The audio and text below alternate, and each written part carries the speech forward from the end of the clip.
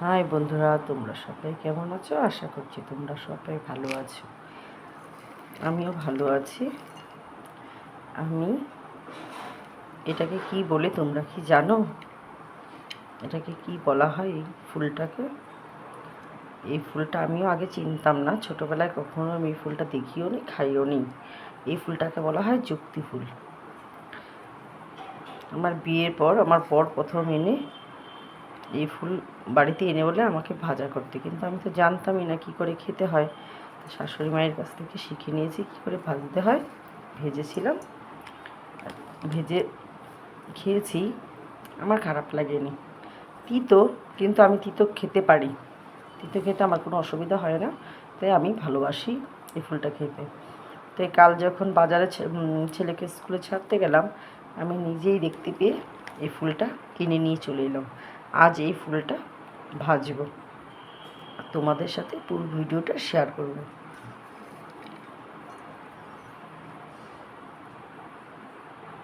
যুক্তি ফুল, ফুলটা প্লেন ভাজলে খাওয়া যাবে না তিতোতে, তাই এর সাথে আলু ভাজবো। আলুটাকে ভালো করে ধুয়ে কেটে পিস ছোটো ছোটো করে টুকরো করে নিয়েছি। আলু দিয়ে ভাজবো এই ফুলটা। এইভাবে বেছে নেব, যে বেছে পরিষ্কার করে ধুয়ে নেব। এক এক করে সব কয়টা ফুল আমি বেছে নেব। যে ফুলটা বেছে পরিষ্কার করে ধুয়ে নিয়েছি।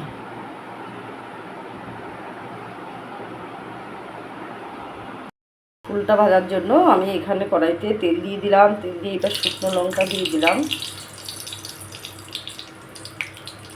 হয়ে গেছে, এবার আমি দিয়ে দেব, যেহেতু ফুলটা আমি আলু দিয়ে ভাজবো তাই আলুটা আগে দিয়ে দিলাম। আলুটা একটু ভেজে, হালকা করে ভেজে ওর উপরে ফুলটা দিয়ে দেবো।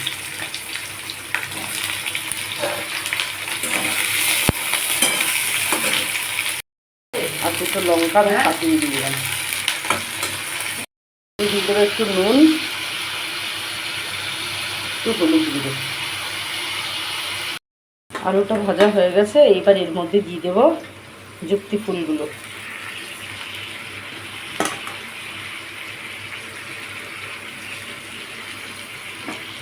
দিয়ে ভালো করে নেড়ে চেড়ে নেব।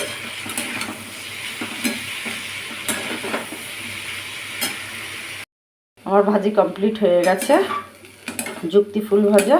এবার আমি নামিয়ে নেব। আমার ভাজি কমপ্লিট হয়ে গেছে, যুক্তি ফুল ভাজা। এবার আমি নামিয়ে নেব। রান্না করা হয়ে গেছে, এটা